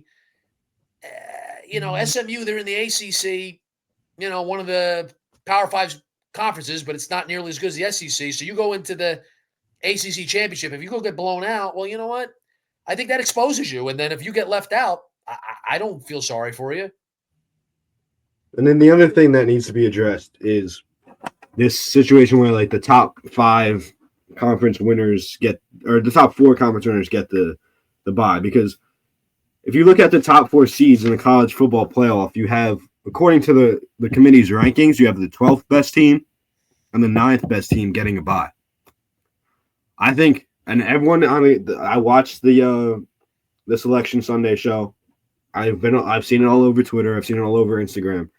I think it's a consensus thing that rather than giving them an automatic bye for winning in the conference, they should get an automatic bid, but it should not. Yes. It should not mean that they get one of the top 4 seeds I because think you that's shouldn't have. so simple. I don't understand. It's so absurd that they have this format. Yeah, you shouldn't have What's the number 12 Arizona justification State for it? getting a bye and a home game to get smoked by Texas. It shouldn't happen. It makes zeros. I don't understand the justification. You're giving them an automatic bid into the college football playoff with an opportunity to play for the national championship. That's plenty. Then you're going to get a bye and a home game. Arizona State and Boise State getting a bye when they're probably going to lose that game at home in the quarterfinals. I think it's one of these things that seems so obvious. I don't know. I really have no idea how this is justified. We say that about a lot of things with this committee, though. And then the thing with Clemson is just lucky they won that game because they should not be here. According to the committee, they're lucky. Go ahead, Jack. They're lucky Hughes got that win. Yeah. According to the committee, they're the 12 seed, so it's okay. You got an automatic bid because you won one of the Power 5 conferences. Okay, I'm fine with that. Like NCAA tournament, you get an automatic bid if you win your conference tournament. Okay, but they're the 12 seed, so that makes sense. But they're the 16th ranked team according to the committee. So now you have the 16th seed in there. But they won a Power 5 conference, so it's like NCAA tournament. You don't have the 68 best teams. Yeah. So I'm cool with that because it's a similar concept. So Clemson won the ACC. They won the conference championship game. They get an automatic bid, but they're the last seed. They're a 12 seed. But, having the top 4 seeds, the teams that get a bye and a home game in the quarterfinals, to have them just be open to the automatic qualifiers, the teams that win their conference championship, is ridiculous. There's no justification for that. Yeah. All right. Now, number 5, the 5th seed Texas, number 3 according to the rankings. I think they're the happiest team going into this, other than one of the 4 buys, because now you got Clemson, who you should demolish at home in Austin, which I love. I love with the 12-team playoff that they're getting home playoff college football games. Love that. But Clemson's coming to Austin. They're going to get smoked by Texas. And then Texas has to go. They're going to go to Arizona State, but they should smoke them too. So basically, Texas is in the semifinals, in my opinion, already. So I think the Texas Longhorns are the happiest team right now. And then Penn State too. Draw. Yep. Yeah. Penn State got SMU coming to them. Right? That should be an easy win. Nice draw. And Boise State is really good. Boise State's good. Ashton Jeanty should win the Heisman. I'm going to say it right now. He should be the Heisman. Arizona State. Like, Texas got a real nice draw. Yeah. But Penn State also did get favorable draw as well. But, like I said. Not as favorable, though. No, not as, yes. The game that looks the most interesting to me is 7-10, Notre Dame, Indiana. It could be really interesting because we never really know what we're going to get from Notre Dame come playoff time because of the independency. Like, we don't know that, I don't know. I could see Indiana winning that game. So that's the most interesting to me in the first round, I think. The winner ain't getting by Georgia. The winner is not getting by Georgia. No, for sure. It's an interesting format, the 12 teams, but there's some things that need to be ironed out for sure. I said on the show last week, I'm reserving my take on the college football play with 12 teams till after the completion. If I want to see it unfold, see how it goes, I can see the argument for it. I can see the argument against it. I can see the argument for expansion, but not to 12. I thought 6 could be a good number. You have buys. You have 2 teams get a bye. 3 versus 6, 4 versus 5. I don't know about 12. We'll see. I mean, maybe it's great. And, at the end of this, hey, good idea. Keep it going. I don't know. I'm on the fence about it. I like the sound of it, but like I said, there's a few things that need to be changed, like getting an automatic bye. Like Boise State and Arizona State should not have a bye. Absolutely not. It's absurd. You get the automatic bid, but you should be ranked just like everybody else. I think it's so easy. Like, it's just such an easy thing. The buys, in my opinion, in order, should be Oregon, Georgia, Texas, and and Penn State. So the top 4 teams. Those should be the 4 buys. Not Arizona State and Boise State. It doesn't make any sense. But back to Boise I would State. think it'll change because I think this is something that's very unpopular. So with the pressure, they'll change it eventually. But from the get-go, it should not have been this way. Automatic bid for winning the conference championship? Absolutely. For the Power 5. But then you see the teams 1 through 12 with, best team to the 12th best team. Yep. Well, it'll certainly be interesting. It creates buzz. It's something new, so that's good. That'll get people to watch. It'll certainly have me interested and you two guys, I'm sure, too. So it'll be interesting to watch unfold. It'll be a lot to assess and the pros, the cons, and at the end of it, make for a real good conversation about how it went, what it should look like going forward. It's also I want to make this point. With the seeding and the automatic bids and then the top 4 getting the bye and they're all automatic qualifiers, I think of with the NFL playoff format. I do not like how the top 4 seeds in each conference is division winners. To me, you get the automatic berth of the playoffs for winning your division, but then you should be seeded in each conference 1 through 7. Yep. So the Houston Texans should have either the 6 or 7 seed in the AFC right now. They should not be the 4 seed. But who else is it right now? The Falcons would be in the playoffs right now. Yep. In the NFC, there's a few of these teams. Like in the NFC, the 2 worst division winners would be the 6 and 7 seed right now. The Falcons and who's the other one? Whoever's winning the West right now. Cardinals? Cardinals, but they're losing. It's the Seahawks now. So then, whoever, they'd be the 6 and the 7. Yeah. And then Minnesota and Green Bay would move up to 4 and 5? Yep. Yeah. So I think it's pretty much the same concept. Like, that's rewarding the division winners too much in the NFL. I agree. The NFL is never going to change it. They've had that for a long time. I think the game to watch, though, for college would be, if it happens, which it probably will, it's Penn State, Boise State. I think could be interesting because the way Ashton Genty runs the football, I think you could beat anyone. And he's just that good. And he is the Heisman winner, in my opinion. It's not going to happen because they always got to give it to a quarterback. But they're a little more lenient with it than the NFL is with the MVP. But he's just that good. That's all I had to say about that one. But I think it's all setting up for Oregon, Georgia. I think that'll be the national championship. It's boring. I like Oregon, but we'll see.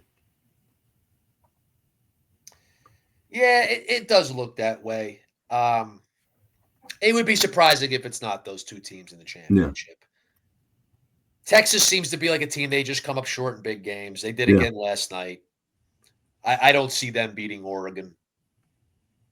I don't see State doing too much. I want to rule out Clemson going in there and give him a little test. No. Bobo Sweeney versus Sarkisian? No. Sarkisian all the way. No. I don't know, man. The interesting first game in the first round is Indiana Notre Dame because Notre Dame's always interesting because we don't know what you're going to get because That's play an in-state game too. Yeah, it is. Don't have to travel far, but South Bend will be rocking. That's for sure. I'll root for Notre Dame. I usually don't root for Notre Dame, but I like their coach. He's a humble guy. Seems like I don't like that Indiana coach. Yeah, he's a big mouth. Yeah, he got smoked by Ohio State. Remember, he's the guy who came in. So I win. Oh, you win. Oh, okay. Even you know how much I love Ohio State too. That's an interesting one because they're gonna get Ohio State and Tennessee. Yeah, how do they bounce back? Right, and Ryan Day is going to walk into there, and he's going to get booed like crazy after losing to Michigan again. I don't know. Booger McFarland made the point. Maybe you'd rather be on the road. I don't think that's true. Why would you boo? Do you want to win or not? Like, why would you boo? Yeah, but they'll do it. It's Ohio State. They probably will. Well, it's not just that. The fans do this a lot. Yeah. Doesn't make any sense. Yeah, that's. Man, that's an interesting one. That's the closest pressure on Ohio State. There is so much pressure on Ohio State. That's one where I could see Tennessee going into Columbus and beating them. That's a really interesting game. Because Tennessee runs the football. Ohio State can't stop the run. Ryan Day's coming off the loss to Michigan again. A terrible Michigan, quite frankly, compared to past years. Yeah. But you're going to go boo. Like, do you want your team to win or not? Like, you want to make it worse? It doesn't matter because whoever goes to the next game is going to get smoked by Oregon anyway. Yeah. Yeah, that is a really interesting game. I think I'm going to go with Tennessee. I'm leaning Tennessee too. Out of round one, I'd go Texas, Tennessee, Penn State, Notre Dame. Notre Dame, Penn State, Tennessee, Clemson. Yeah. Oh, okay. Why not? Change it up a little bit. There's no consequence if I'm wrong. Yeah, this is true. Hey, Dabo Sweeney has plenty of experience in big games. He's been in bigger games than this one. Yeah. Coaching matters. This is true. But it'll be fun. It's going to be very, very interesting starting on the 20th. Yeah. So that is 12 days from now. Friday night game. And Friday, I believe. 3 games on Saturday the 21st. It'll be fun. It'll definitely be fun. Any final thoughts, guys? What's on your mind to conclude tonight? Jack? Hopefully we get the Soto decision soon. Yeah, I agree with that one. It needs to happen soon because, I mean, there's got to be a plan B from a team, and you got to have time to make it happen. So, and if the Yankees lose them, they've got to think. They've got to let it. They got to get a few minutes to think, but then they got to go make a move. So they need time. They definitely need time. Same with the Mets. But yeah, by the next time we record, Juan Soto will be on a different team. 100%. He should be. But I think I agree with that. I think it's going to get resolved this week. Should have been resolved today, but Yeah, I'm Steve thinking Cohen about wants that. to It's be like I up this think bit. it's going to get resolved before next week's show, before next Sunday, but I don't know. That bidding war just keeps going. I think the Yankees will back off at some point, like we said. Yeah, that's why I don't think it'll drag on longer than, say, Thursday. I think the Yankees come to a point and say, okay, we're out. And then Steve Cohen gets the prize. I agree. All right, guys. Been fun. Lot of stuff going on. A lot of very interesting things going on in sports now. So it's going to get more interesting as this month goes on. College football playoff, NFL's heating up. College basketball gets into the conference season. So very interesting time of year. And then teams, whoever, like if the Mets or Yankees lost out on Juan Soto, we'll see what moves they make. Like if the Mets try to pivot or the Yankees try to pivot. Oh, we didn't even get into Jacob Trouba tonight. I could have went on a little rant about him. What? Happy trails. I'll save it for next show. Igor's contract with the Rangers. Rangers are interesting right now. They've been struggling. Devils smoked them Monday night. But next week, we'll talk a little Trouba. I do have some thoughts on that trade. Igor is signing. So we can do a little hockey. I haven't really done hockey yet. So we'll mix that in. Devils having a good year. So maybe Jacob wants to come on and talk about the Devils sometime soon. For sure. All right, guys. Been great. Everyone, thank you for joining us tonight. We'll see you next Sunday. Jacked up and being frank.